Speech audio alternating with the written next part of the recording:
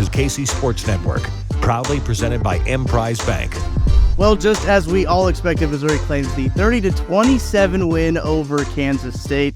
Welcome into Mizzou, That's Who, your podcast for Missouri Athletics here on KC Sports Network. Joined as always by Gabe DeArmond and Maggie Johnson. Gabe, how are you doing? I'm good. Better because everyone that I talked to about Missouri football was happier than they were last week, or than I thought maybe they were going to be this week.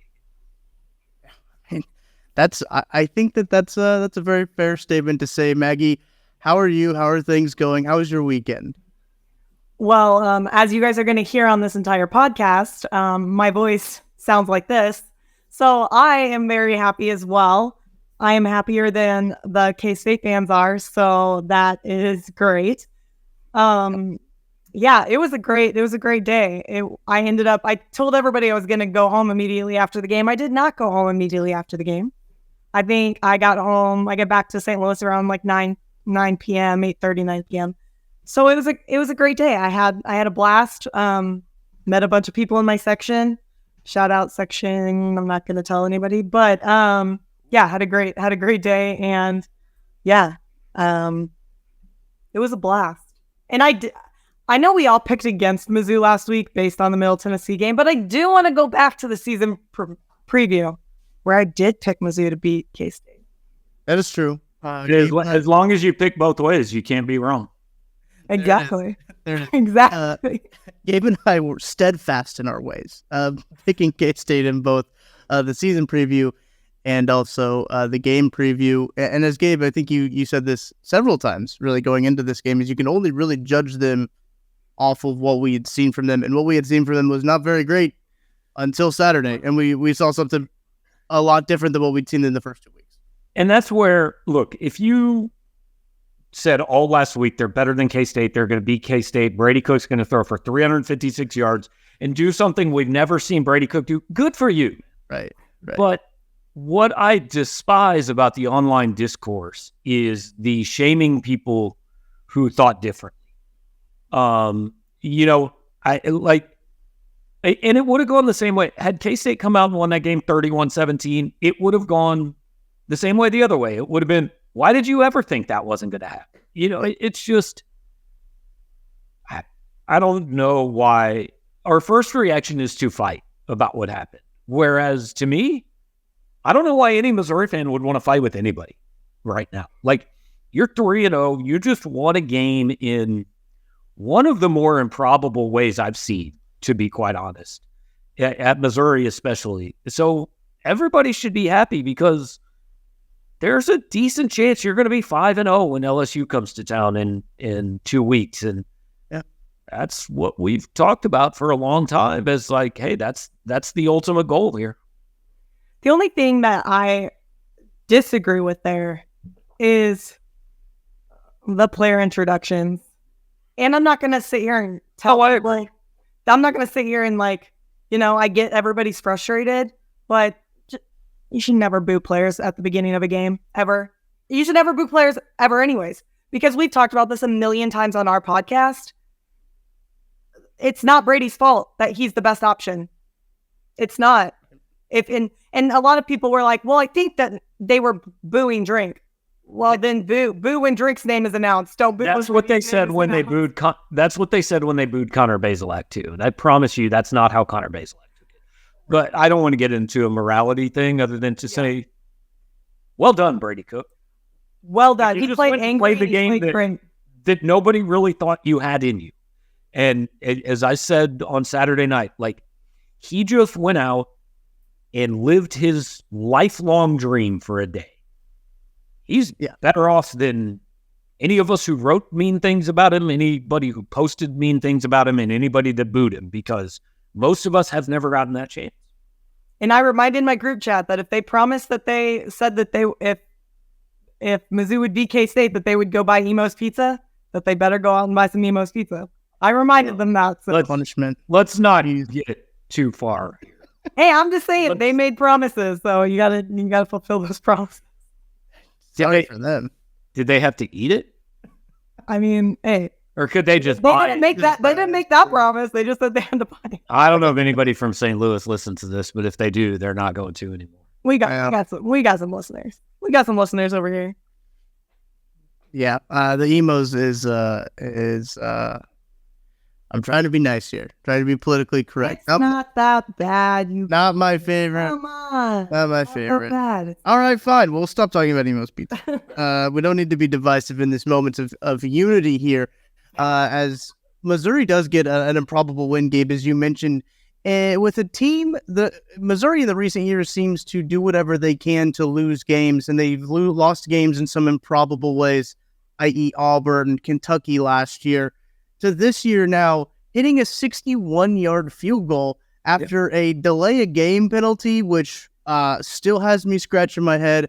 I think I saw a lot of people on Twitter afterwards say that Drink needs to buy Harrison Mevis a house now. Doesn't care what the rates are because he's got to be thanking him greatly for hitting that field goal. Let's start with that delay of game penalty, Gabe, because I want to know what Drinkwitz said after the game, what was kind of going through his head, because when that happened, I, for the life of me, could not figure it out. Basically what happened is after the spike, everybody kind of acted like there was a timeout.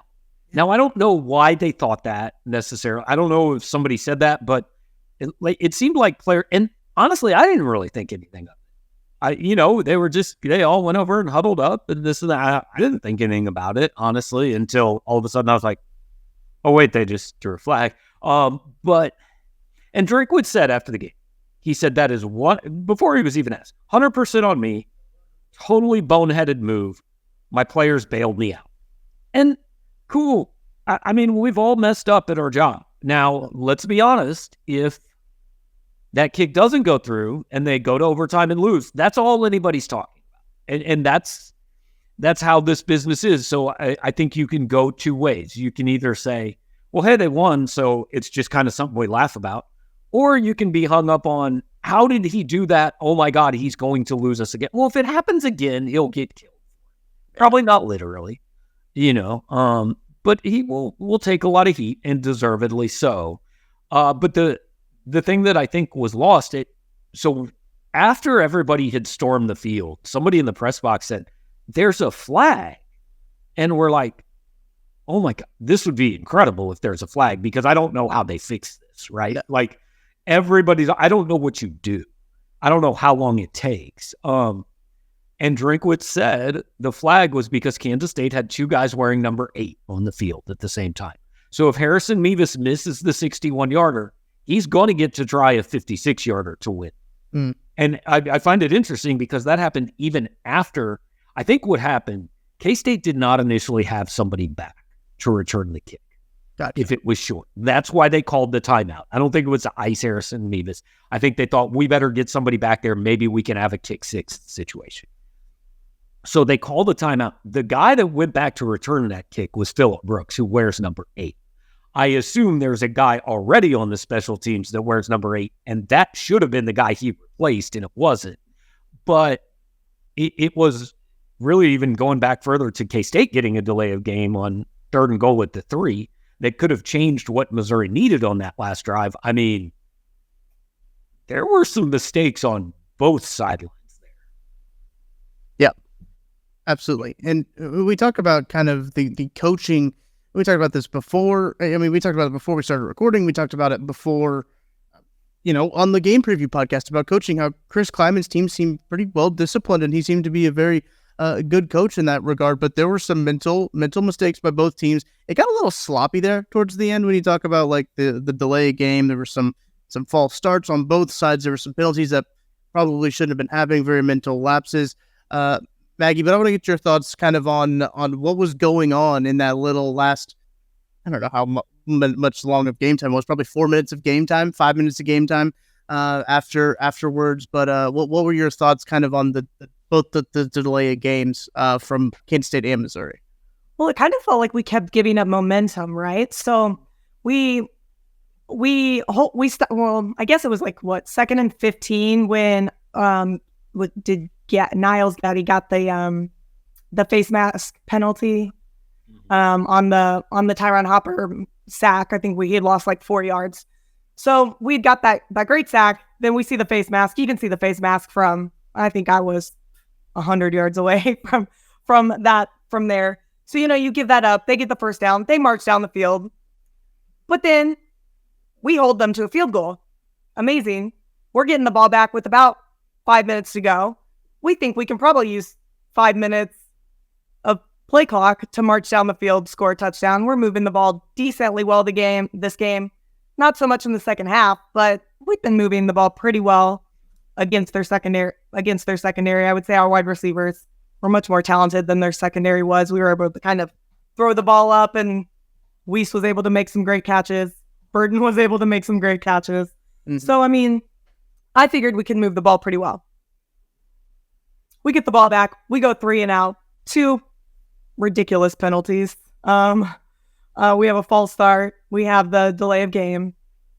And I think the false start was on Javon Foster, which is completely out of character for him as well. So we just kind of kept giving up that momentum. Then we give them the ball back. They run a six plays. I'm pretty positive something like that. They get a first down. And then we get the ball back again with, I don't know, a minute 30, minute 20. And then all of that stuff happens with the second delay of game. And the crowd is kind of, losing their minds a little bit because things don't, and I know Gabe's probably not going to be a fan of me saying this, but we never think these things go our way. I didn't think he was going to make it. Well, No, man. But even just complaining about the delay, like the delay of game, and like complaining about these types of penalties, like, everybody in the crowd is yelling, or, when Tollison hiked the ball early, the snap, the bad snap. It's just things like that we're sitting here and we're as fans, we're like, of course Mizzou is doing this. Of course Mizzou is going to ruin this game, because this is kind of like just what we do as fans, even though that's kind of ridiculous for us to think this way.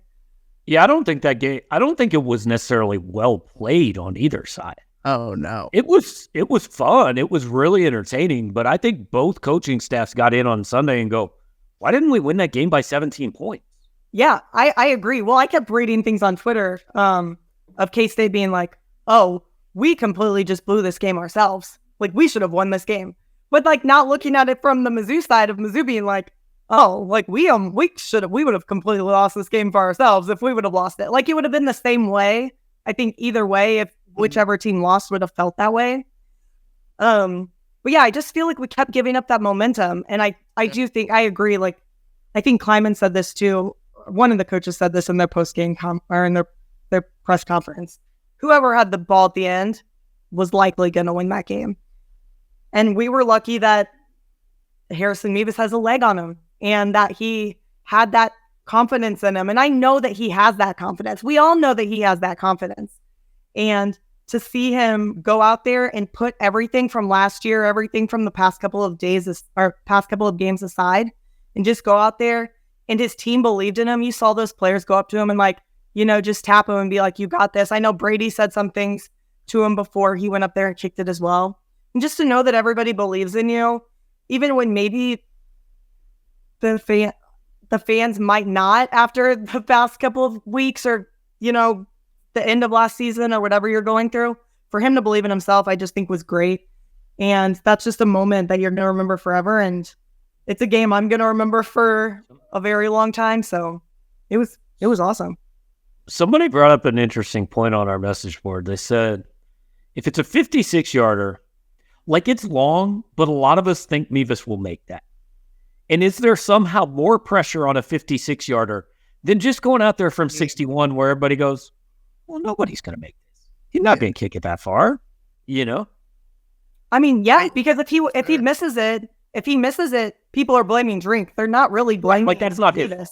Yeah. No, everybody's like, I mean, yeah, it he was tried. like when Lane Kiffin sent out Janikowski to try a 75-yard field goal a few years ago. It's like, well, of course he's going to miss it. Nobody's mad at him for missing it. Right. Right. And you couldn't even tell where I was sitting because I'm kind of on the 35, 40-yard line on the south end zone. So you couldn't even really tell. I was just waiting for where the north end's gone for the Rock, everybody where the Rock M was to react. And once they reacted, that's when everybody else reacted, because you couldn't even tell, because he only made it by like, what, 5 feet, 6 feet? I think it would have been good from 62. It might have been good from 63. It would not have been good from 64. Yeah. Yeah, no, I agree. Gabe, I got to be honest. I was on Twitter right before the kick happened, and I saw your tweet pop up. And I knew that it was good before I saw it go through. That's why you don't get on Twitter during games. Which is 100% why you don't. And I wasn't even like trying to spoil it, right? I was just like looking, because it was one of those things where they had just called the timeout. They were coming back from the timeout on TV at least. So I was like just looking down at my phone. I hit the refresh, and then your tweet was up there. And I said, I think I turned to my girlfriend Tara and said, "Oh my gosh, he made it!" And she said, "What?" I said, "He made this." But it was one of those situations where you're right. Like if he misses it, they go to overtime. Hopefully you win the toss, right? Basically, yeah. Hopefully you win the toss. But it was kind of, I don't want to say low stakes, but like the pressure wasn't there, Gabe, as you did mention, of like if he misses a 56, we're kind of oh shucks, that's too bad. They could have had that one. That one was right there.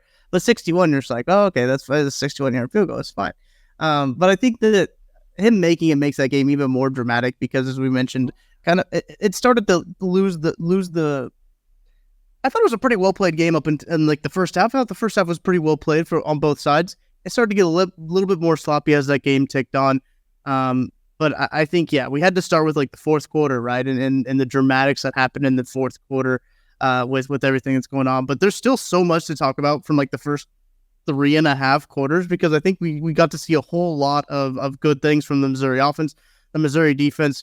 But we're going to take a break first before we talk about that stuff. And maybe we'll talk about Memphis. Who knows? But this game was just so crazy that I don't know if we're going to be able to get to Memphis in our allotted time. But we'll see on the other side of this break. But first, I got to tell you about our friends at Home Field Apparel. Celebrate that win with code KCSN. You get 15% off at checkout of your first order. They got a great selection going on. Shipping time's a bit slow right now. They're dealing with some stuff over there at Home Field. So just want to let you know they've been dealing with some stuff. So shipping times are a little bit slower, but they've got a great collection of stuff from Mizzou to all kinds of other colleges. If you got allegiances elsewhere, you will be set with all kinds of vintage apparel. Over 150 colleges, and they do the vintage made right over there at homefieldapparel.com. Go check that out. Get 50% off your first purchase by using code KCSN23. We'll be right back after this. Thanks for listening to KC Sports Network. Make sure you download our new app. Find it on the App Store or Google Play. Just search KC Sports Network. All right, welcome back into Mizzou. That's who. As we mentioned, very dramatic game, very dramatic ending, but there's still so much to talk about. And I think the first thing, we could talk about Brady Cook, we could talk about the performance that the offense had, but I want to talk about Luther Burden. I feel like it's kind of an injustice. We've been 18 minutes into this podcast, haven't mentioned Luther Burden yet. Another heck of a game from him. So far this season, Luther Burden has 22 catches, 324 yards, 3 touchdowns, and 10 missed tackles forced. That was a tweet according to Pro Football Focus College. I believe 10 missed tackles forced is a PFF stat. I'm not sure if that's one actually in the official stat book, but that's pretty impressive from Luther Burden. And we knew that this dude was going to be a problem for a lot of teams, but to see him, even starting off the game with that deep ball that Brady Cook connects with him, and you're just like, yes, more of that, please. And getting the ball with him in space and having him make people miss. There was a screen pass, I believe, earlier in the game where he catches it and kind of swishes field and goes all the way around to the other side. And you're like, well, just make this the offense. Just give him the ball. And so I feel like we've been screaming for that. And even with when it comes to just Luther being able to make plays on just every aspect of this team, it's been a really encouraging start to the season. I believe, did he have 317 yards last year? And now he's already surpassed that in 2 games or something like that. I think I saw Gerard tweets close to what he had last year. I don't know if he's passed it, but he, I told somebody in the second quarter, I said, sometimes we screw up recruiting rankings. We didn't screw this one up. Like this one, he's that good. But I thought, and not to take away from what he did, because I said at one point early in the third quarter, I said, this might just be them building the whole plane out of Luther Burden in the second half, because Brady, they didn't know what he could do. He didn't look great. It is very apparent at this point they don't trust Sam Horn to go on the field. I mean, they just don't, And so I thought we might just see Luther get 47 touches. I thought the best thing to come out of that game was that other guys did it. Mookie caught 4 balls for 79 yards. Theo Weiss caught the 2 that put them in field goal range. Brett Norfleet made probably the best catch of the football game on either side. Cody Schrader had 1 big run. They used other guys. And I used to get so frustrated last year when every radio interview I did was, why can't Luther get the ball more? And I said, guys, you've got to quit talking. You've got to start talking about the Missouri offense with Luther Burden, not Luther Burden in the Missouri offense. Right. Like, this works when he's part of the bigger picture, and when he's drawing 2 guys to him and getting other guys open, and those guys are making plays. That is what happened Saturday that has not previously happened. And I think this puts to rest the question that I think a lot of people were asking: were they keeping the playbook closed a little bit? I would say yes. And Drink answered that question in his press conference. He said, guys, it's chess, or it's checker, or chess, not checkers. And made it very clear. And if you look even at the stats of Schrader and Pete carried the ball combined 17 times in this game. They carried the ball against Middle Tennessee 31 times combined. They carried it 32 times against South Dakota. 17 times in this game. They just let their wide receivers out athletic K-State secondary, I think. And credit to them for getting to the point of being able to do that without using anything. But I wonder with 9 minutes left against Middle Tennessee if they're kind of like, hey, you got any of them good plays we can do? We opened it up like a little bit. Right, like there's like the first, maybe chapter 2. Everything, but maybe just like a crack in the door. But credit to them, they made it. They were 2-0. That was all that mattered. And so, we said last week, and I said on our site, look, all of this stuff that I'm saying, maybe it's going to look really stupid on Saturday night. And it did. And credit to Eli Drinkwitz for that. And credit to Kirby Moore and Brady Cook for that. And let's also talk about how everybody had been upset about punting on the third or on the 4th downs, or, kicking the field goals on the 4th down. He went for it on a 4th down. And Brady Cook scored a touchdown. And everybody was pleased by that. So, yeah. Oh, everybody was very pleased by that. That was needed. That 4th down, I even made a note of that 4th down of like the aggressiveness coming back and calling that play to run a fake reverse. Again, Gabe, as you mentioned, it was a nice play call. Yeah. That play works because Luther did what he did earlier in the game. Like, they have to respect Luther in there. Are they going... Because, listen, if you're a defensive coach, like Chris Kyman is a defensive coach, right? You're thinking, okay, they probably want to put the ball in their best players' hands when they're at 4th and goal. So if you fake it to Luther, have some guys commit that way, it's an easy run for Brady. I thought Brady made some really good decisions, made some really good throws too. We should not take away, anything that Brady did in that game. Really tough. I don't think anyone's taking away what Brady did in that game, but incredibly tough coming in after getting injured. And I had made a tweet saying like, hey, Missouri needs to stay aggressive. If Brady Cook can't do that, you got to get another quarterback in there to stay aggressive. And clearly Brady Cook could do that, right? Brady Cook could keep them staying aggressive. And I think that was big. Well, and I thought the third quarter was a lot about them figuring out what can he do here? Like, how can we use him? And then I think it just came a point, and Drinkwitz said, he went to Brady and he said, I know you're not going to come out, but like, if you can't help us win this game, you have to tell me. Yeah.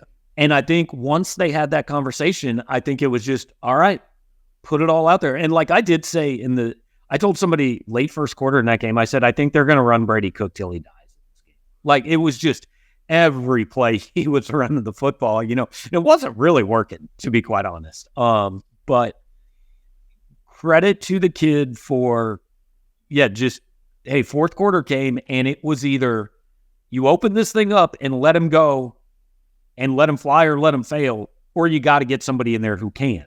Yep. And so they said, this is how we have to win this game. We're going to find out if you can do it.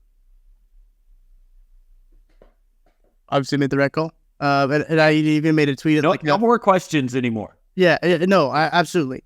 And I even, and I'm glad that Drinkwitz said like something after the game. We talk about the quarterback booing and everything. Like, it almost was reminiscent of Mike Gundy's "I'm a man, I'm 40, come after me" type of deal. And let's be clear, he's not talking to the fans when he says that. He said that for his quarterback and his team, and I promise they appreciate it. I Absolutely. If the students who booed, or if the guy who sat in row 38 and paid $60 for his ticket or whatever is mad that Eli's attacking the fans, fine, but he's not talking to you really. Right. He's sending a message to his guys that he's got their back. I'm talking to you, but he's not. I think I didn't know that happened truthfully until after the game, right? Not being at the stadium, I didn't know that happened. So I was like, booing. I'm like, what? I was like, I don't remember booing going on in the game. But it took somebody like saying it on Twitter. I still had people responding to me saying, I made a tweet like saying like, glad Drink said this basically. And someone was like, Brady's obviously done everything he had to do to win the quarterback job 2 years in a row after being recruited over and everything. That's something that we've talked about ad nauseum on this podcast, but people were still like, well, how do we know he's the best quarterback? There haven't been equal opportunities given. And I thought Drake even said this. I think somebody asked, I can't remember who it was. Somebody asked him like, have you seen Brady throw the ball like that? And he's like, yeah, every day in practice. Like, these guys are around their players a lot more than you are, random Mizzou fan in my Twitter mentions. Obviously, he's going to know a little bit more about his quarterback choice than you are, who's saying, oh, we haven't seen a whole lot of Sam Horn. We know who has? Eli Drinkwitz has seen a whole lot of Sam Horn, and he's seen a whole lot of Brady Cook in practice. I learned when I needed to on the 2 plays Brady was out. Yes. Handed the ball off. Yes. Not even a screen pass, not a slant. Hand the ball off. Let us get our guy back in. Now, look, that's going to be a problem if Brady's hurt later in the year, right? There's going to be a point. I mean, it'd be great if you're up 27 points on Memphis this weekend and you can put Sam Horn in the game and let him do some of those things, because I don't know that we know he can do it. You make a good point, because we don't really know what the deal is with the knee injury, right? I mean, it might rub a little bit of icy hot on and do whatever they got to do to get it back in the game. I don't know if icy hot helps with the knee. That was the first thing that came to my mind. But I didn't want to say give them a cortisone shot, because I don't know if they just hand those out in college. That might be a violation of some sort. But I do think that like that's gonna be something when you talk about this Memphis game to keep your eye on. Memphis is coming off a really close game with Navy, a game that maybe Navy's good. I don't know. Navy that's a weird team because they put together like an air raid 2-minute drive, and I was like, what is going on? That game they're coming off a long rest for Memphis is coming to this game against Missouri because they played on a Thursday ahead of this Saturday game. But I still want to talk about, like, again, we've gone 28 minutes into this podcast, almost a half hour into this podcast, and haven't mentioned the Missouri defense, like, at all. And rightfully so, because putting up 30 points against Kansas State, Missouri's offense played really well, obviously with Brady Cook and Luther Burden, but I thought a guy that played very well and just a unit that played really well was the front seven for Missouri's defense, getting after Will Howard. Kind of turned Will Howard into a pumpkin there for that last half, really. Still frustrated how open Ben Sinnott kept getting, because like, how could you not cover that guy? But I thought he's good. Yeah, he's good. He is. But I thought Tyron Hopper played really well as a long meandering point to me to get to. Tyron Hopper is a dude, and he will go in the NFL draft this spring, and he will might even go pretty high in this NFL draft.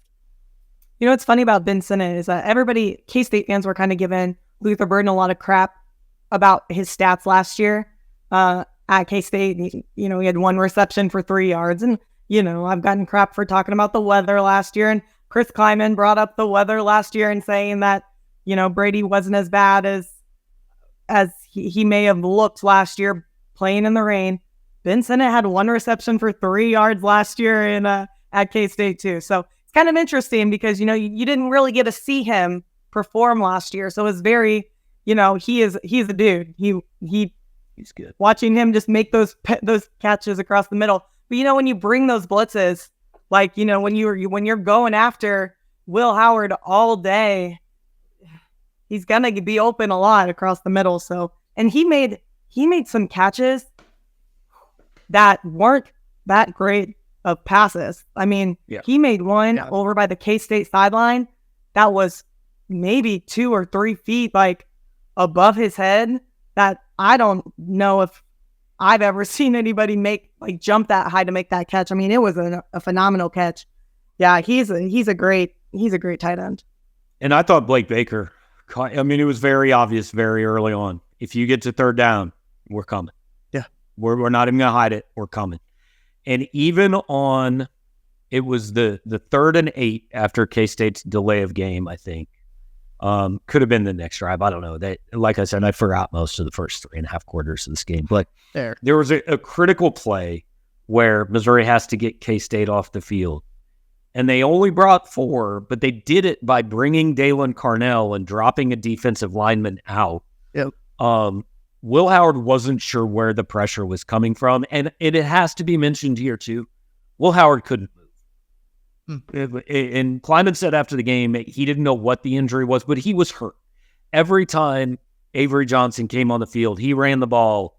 And then when Avery Johnson came back out, Will Howard was limping when he came back on the field. And I think that had an impact. I just kept expecting, like Avery Johnson kept coming out and kept running the ball and pretty effectively, getting 6-7 yards a carry. And I kept saying, they're setting up the one time they have to have it, he's going to throw it. And he never did, and I don't know why. Yeah. Nope, and Avery Johnson didn't even hand the ball off. He ran the ball every single time he stepped on the field. And I was like, I was telling everybody because, I mean, I've followed Avery Johnson kind of closely because of all of that drama that kind of happened when he got recruited. So when he came out and, his hair is kind of like, you can kind of tell through his helmet. So I was like, oh my gosh, that's Avery Johnson out there. So I knew immediately kind of who it was. And I was like, he's going to run the ball. And every single time he came out, he ran the ball. And so I was like, Blake Baker's got to be seeing this. He's got to know every single time that they're running. And eventually, they picked it up. They picked up on it, every time. So both quarterbacks being hampered added just like another layer to this game, right?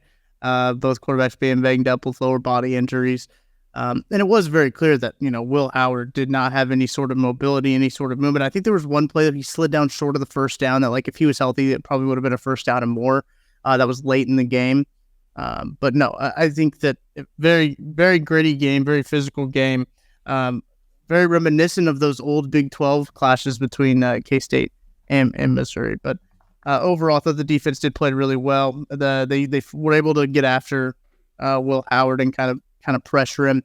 And it forced an interception. I believe that was early in the first quarter. That interception happened where he just had, I think Tyron Hopper was coming right at him, and Will Howard was like, I do not want to deal with this, and just kind of chucked it up. And it was basically a great pass to Chris Abrams-Strain, who was able to come down with that interception. That was the difference between the two quarterbacks. I don't remember Brady putting one in danger. I thought Missouri could add 4 interceptions at halftime. I really did.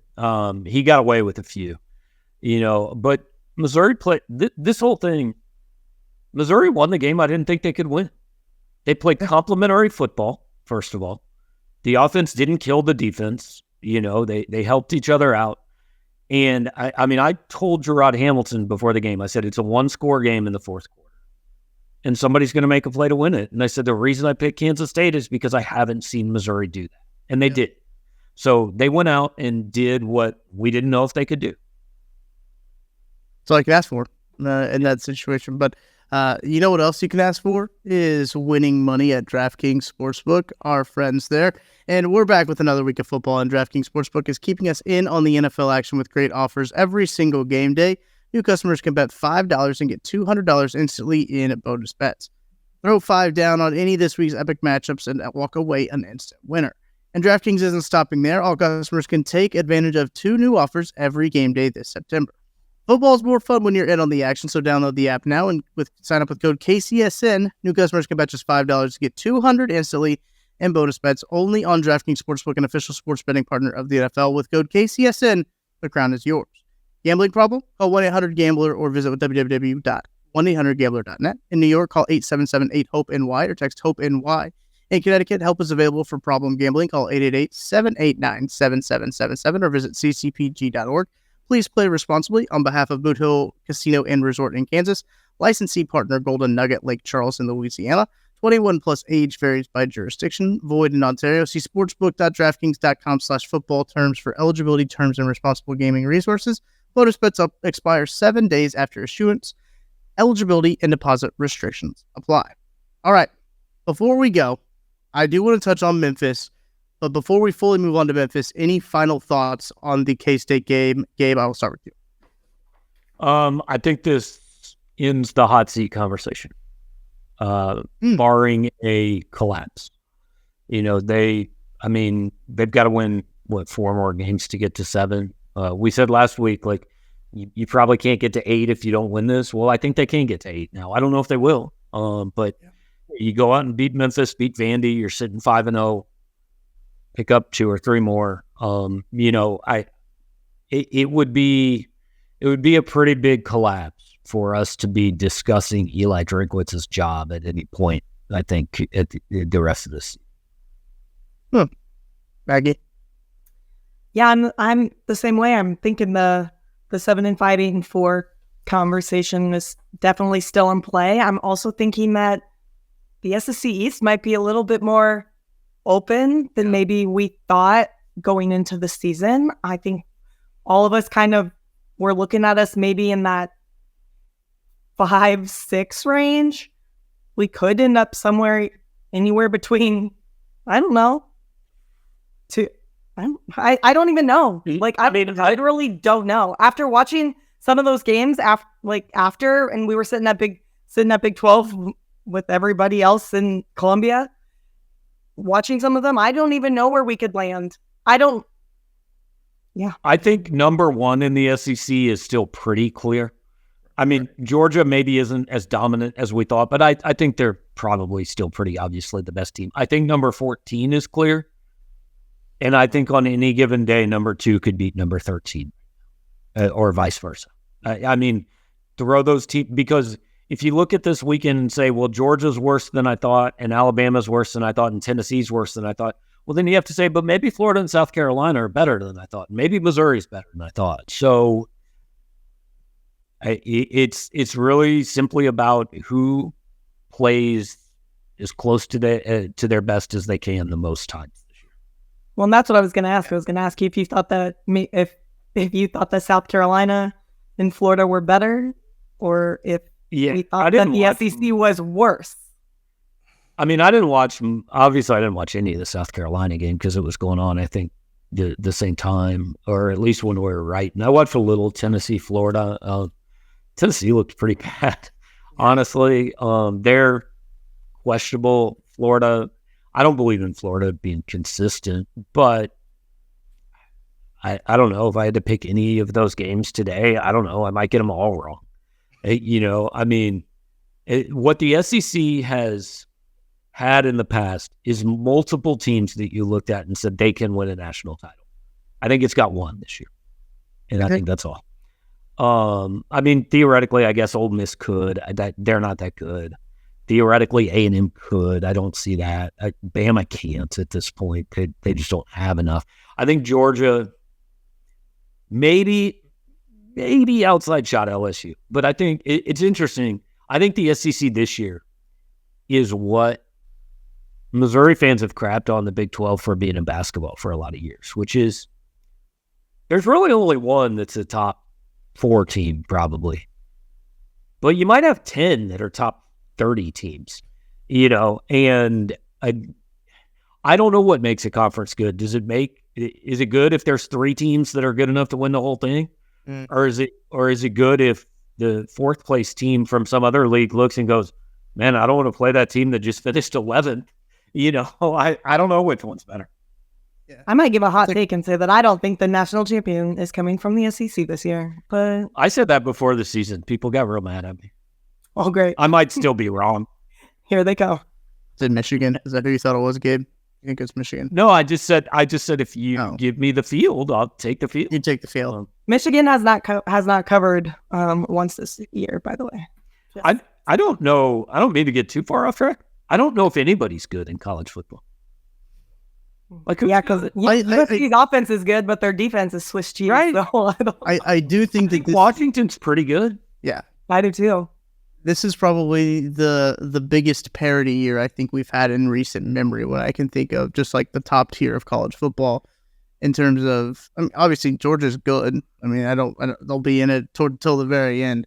But I think that, like, in terms of parity of everybody else who's competing, I don't think Ohio State's up there. Michigan's obviously up there. You're getting teams like Texas getting back up there, USC. But like, there's so many. Georgia's good, but Georgia hasn't played all that well. That's fair. 100%. You know, Well, I mean, I think Florida State's good, but then they barely beat Boston College. So it's like, what's going on? I wish we could have a 12-team playoff this year. Yeah, That'd be good year for it. It would be. Sorry to throw us off. No, it's okay.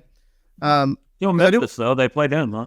Yeah, they do play Memphis. As I mentioned earlier, Memphis is coming off of a long week. They play on Thursday against Navy. Escaped with, I believe, a 1-possession win over a Navy team that got throttled by Notre Dame, which Notre Dame might be good. Who knows? Maybe that they actually have a quarterback that they're pretty decent. But Navy also hasn't looked that impressive against any of the other teams that they played, but they looked good against Memphis. I think the general concern about Memphis is Mizzou's coming off of a pretty big win. It's a spot for a letdown, I think, is what a lot of people, when you look at this game on the surface level, you can see a spot for a letdown, a neutral site game, obviously big for a lot of kids from St. Louis. I think Ben Frederickson wrote a really great article in the St. Louis Post-Dispatch about, he said, you don't think this matters? Ask kids from St. Louis.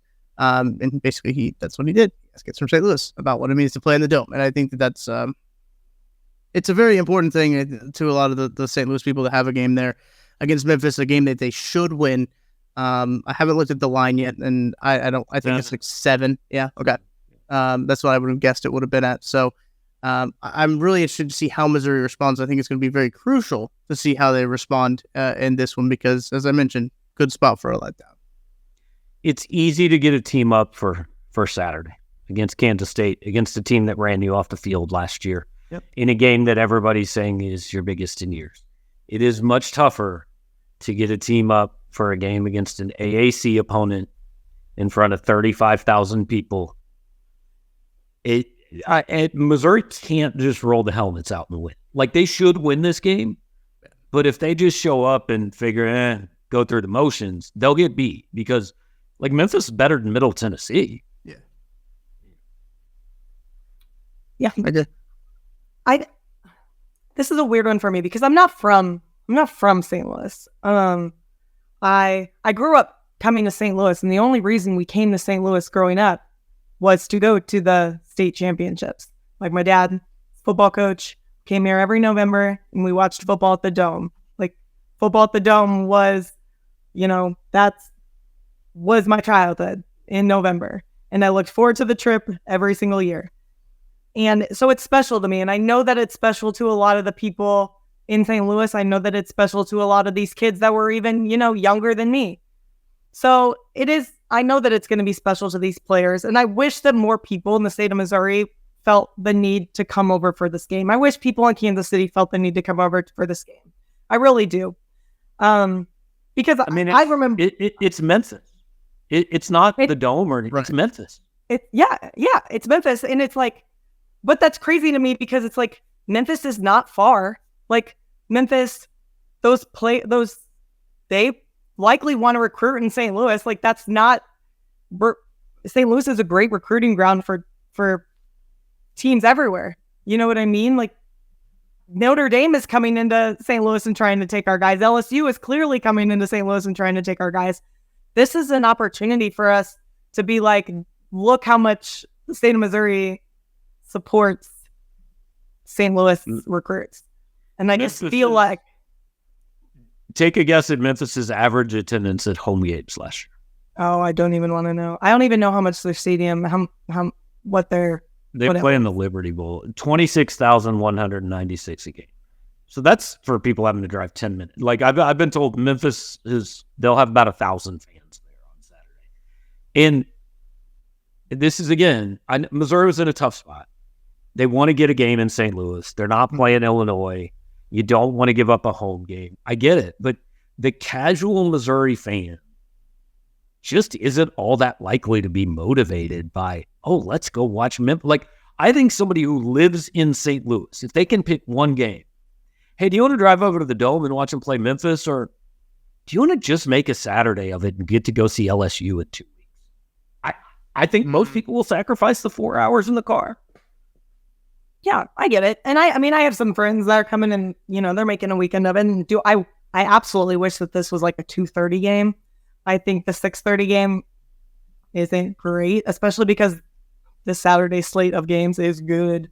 I'm pretty upset also because of that, because it's like Alabama and Ole Miss are playing, and there's some really good games this weekend, so I'm kind of bummed about that.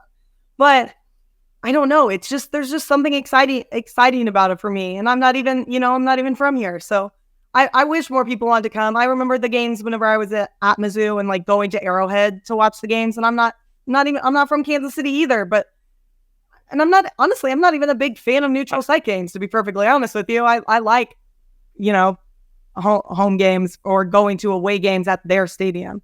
But yeah, I'm excited about it. I'm excited for my friends to come to St. Louis. I'm excited to take them to St. Louis restaurants and show them, kind of go to the bars here and kind of show them a good time, because a lot of people from Kansas City, I feel like, don't come to St. Louis that often. I know, Tucker, you came for the Cardinals game. Hopefully you had fun. But yeah, I'm excited about it. I think we have let one game cloud our view of what neutral site games are. In 2007, it was the first one, and it was so damn perfect. It's amazing. They should have never done it again, because it was never going to be that good ever again. It was, most people who were there, I think, would say it was the best sporting event they've ever been to. Yeah, if anybody asks me, I always say that. It's the best one I've covered. It's top probably 3 I've attended.